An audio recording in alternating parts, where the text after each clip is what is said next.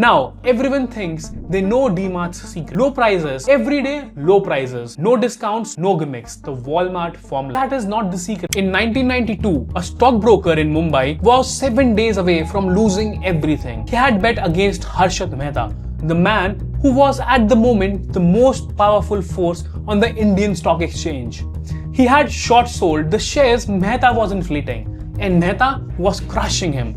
In his own words, years later, had Mehta held his position for 7 more days, he would have taken a begging bowl and walked out onto the roads. Mehta did not hold. In April 1992, the bubble burst, and the man who had been 7 days away from ruin became one of the few people in India who got rich from that crash. Today, he is worth about $16 billion, one of the 10 richest people in India. He has not given a television interview for decades. He has no social media. There is no authorized biography. Most people who walk past his office in South Mumbai have no idea he is inside it. His name is Radhakishan Damani, and he built the most feared grocery chain in India. Now, everyone thinks they know DMart's secret. Low price. Every retailer in India copied the prices. Reliance copied them. Big Bazaar copied them. Vishal copied them. Damani copied something else. Something nobody else in India bothered to look at. He copied Walmart's balance sheet, and the numbers that came out of it is so lopsided that once you see it, you cannot look at a shop the same way again. Damani was never a retailer. He was a trader. Through the 1980s, he was a value investor on Dalal Street, in the shadow of louder, more famous men. His reputation was built in one trade, betting against Harshad Mehta's bubble and surviving it by a single week. After the crash, he did what quiet money does. He bought a bank. He is reported to have become one of the largest individual shareholders in HDFC Bank when it listed in 1995. And then he simply sat there for decades while it compounded. And then in 2000, at the exact moment the stock market was the most exciting place on earth to be, he stopped. He quit trading completely. In 2002, the man who had made a fortune in the markets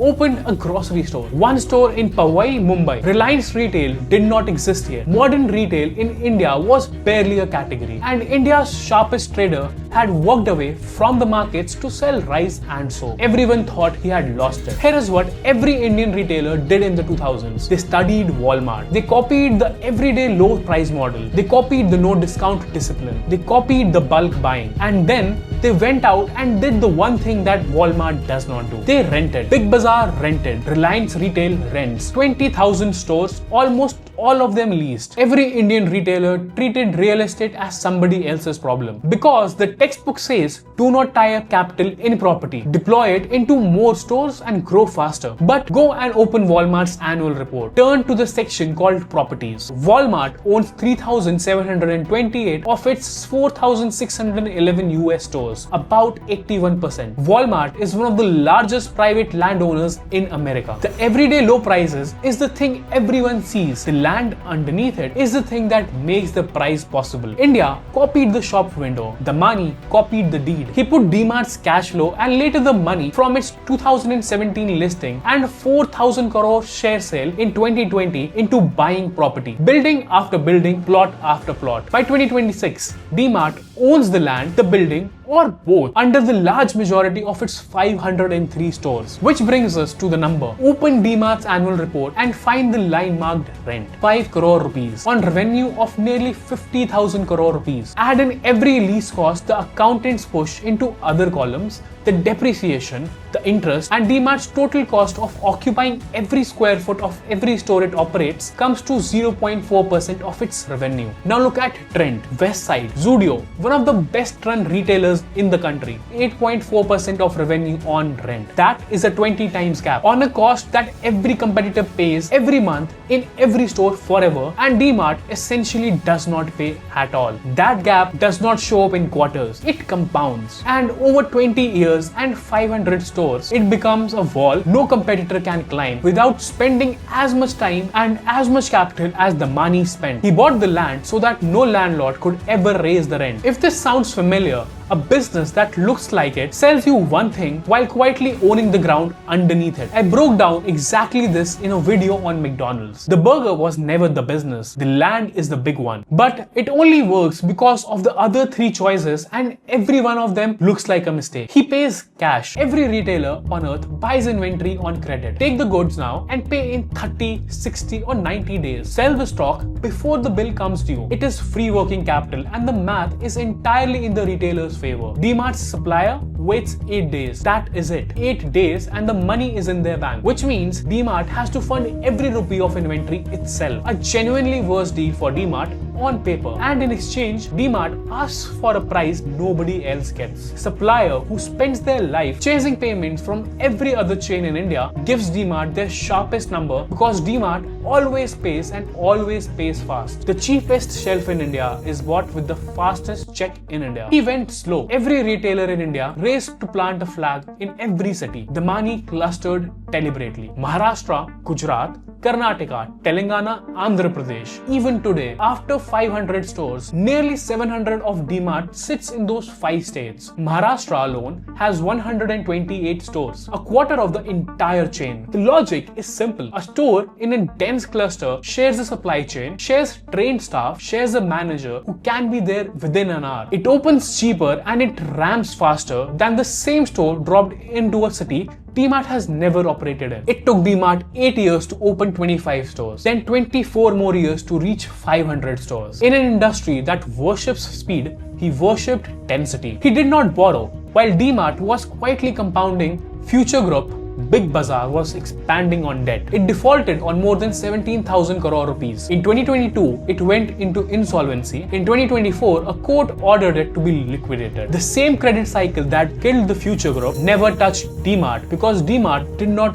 owe anyone anything. 4 choices, every one of them slow, boring, unfashionable option. Together, they built a chain worth 2.5 lakh crore rupees and made a man who has never given an interview one of the top 10 richest person in India. And then somebody built a shop that does not need a shop. Here is the part you will never hear in any video about DMart because it is 2 weeks old. Damani's moat is a moat around a building, and in the last 3 years, India's fastest growing grocery business stopped using buildings. Blinkit, Zepto, Instamart, dark stores, 10-minute delivery, no aisles, no parking, no shopper. You cannot outcheap a competitor who has never needed your cost structure in the first place. Owning the land does nothing against someone who does not want the land. Look at what DMart itself has just admitted.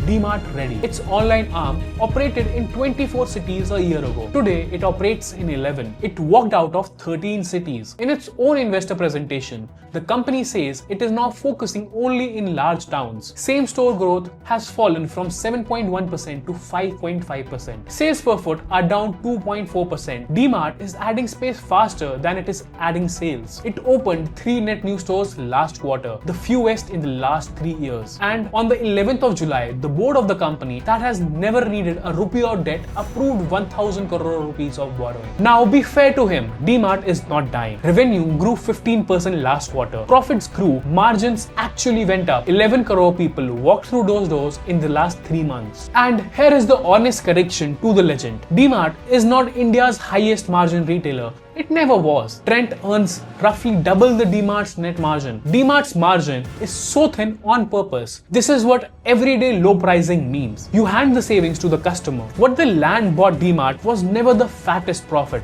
It was durability, the right to keep opening stores in a recession, the right to never be squeezed by a landlord, a lender, or a credit cycle. He built the most unkillable retailer in India. He did not build one that can deliver you a packet of milk in 10 minutes. So, take the retail out of it. Every industry has a fashion. Right now in software, it is growth at any cost. In media, it is short form videos. In careers, it is building a personal brand. The fashionable strategy is genuinely right for some people. It is quietly wrong for a lot of others. And almost nobody checks which one they are. Because doing the fashionable thing feels like doing something. Damani did the exact opposite of the industry's fashion for 25 years. Not because he was a contrarian for the sake of it, but because he actually read the boring pages of the report that everybody else skipped, and he understood that the visible half of Walmart's model was resting on an invisible half. So here's the question worth taking out of this. Find one thing this week that everyone in your field says is essential. Being on LinkedIn, using a certain tool, raising a certain kind of money, going to the right events. Then ask the unfashionable question: what actually happens if you do not? Most of the time, nothing happens. It was fashion and it was never load bearing. The person who ends up with the strongest position is rarely the one